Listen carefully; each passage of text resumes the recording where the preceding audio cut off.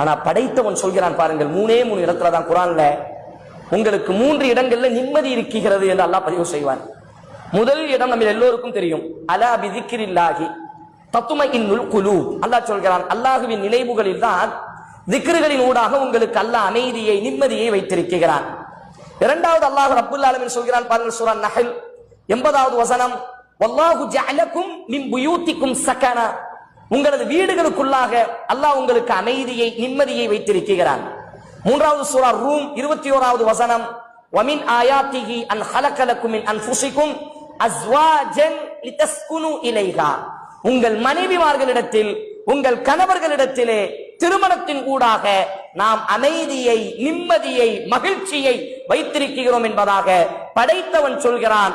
ஆனால் படைப்புகள் சொல்கிறது திருமணம் ஒரு சுமையானது, திருமணம் ஒரு இன்பத்திற்கு எதிரானது, திருமணம் நம்முடைய வாழ்க்கையிலே கஷ்டங்களை ஏற்படுத்தக்கூடியது. காரணம் என்னவென்று சொன்னால், படைத்தவன் சொன்ன அடிப்படையில் நம்முடைய திருமண அமைப்புகளை திருமண சூழல்களை நாங்கள் ஏற்றுக்கொள்ளாததனுடைய விளைவுதான் இன்றைக்கு திருமணமும் கணவனும் மனைவியும் சுமைகளாக மாறிவிடுகிறார்.